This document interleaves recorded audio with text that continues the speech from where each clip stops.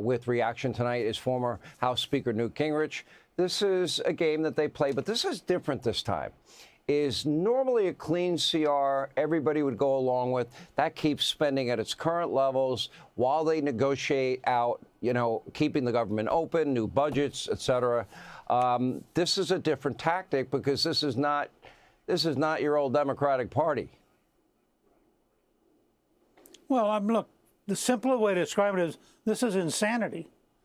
We know from the work we do at America's New Majority Project that there are two things the American people feel about this shutdown. One, they do not want increased spending.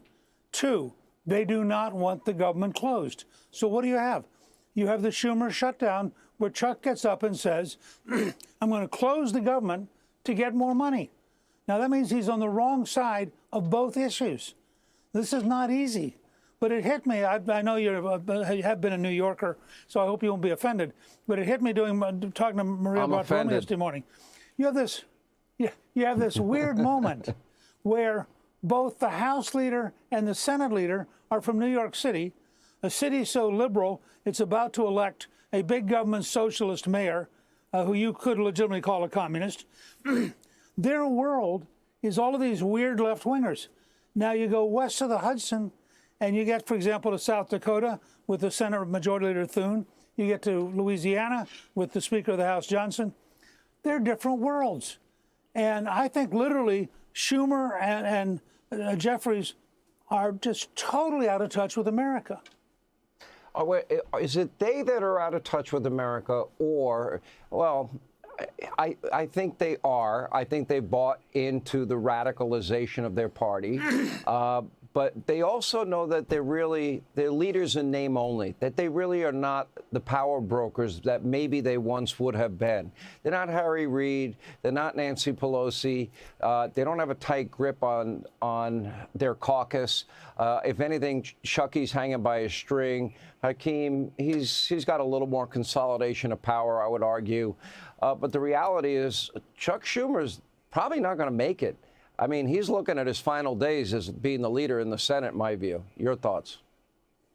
Well, look, Shakespeare once wrote that a brave man dies but once, a coward has 1,000 deaths. Don't become a leader if you're afraid to be a leader. This is a major mistake by the Democrats. They have already become a big government socialist party with weird values. Gallup has reported they have the lowest favorable rating at 34% in the history of the Gallup poll. Seth Keshel reports that as recently as today, in New Mexico, for example, there have been 1,300 more Republicans signing up, leaving the Democrats in the last couple of weeks, 3 times the normal rate. So what you're seeing around the country is people are going, if that's who the Democrats are, I'm not one of them. And I think we're seeing something truly historic. And remember this, Sean, the people who are now in the Trump administration had 4 years in the wilderness. And that means, for example, the Russ Vought, the head of the Office of Management Budget, spent 4 years thinking about what should we do if there's a shutdown. So they're totally prepared for this kind of a fight. And the Democrats have no idea what's going to start hitting them on Monday. I think you're right on that. By the way, when Chuck Schumer is on the floor of the Senate making the case that the New York Times poll is biased in favor of conservatives, okay, that might be the greatest line ever uttered on the Senate floor in the history of the Senate. Speaker Gingrich.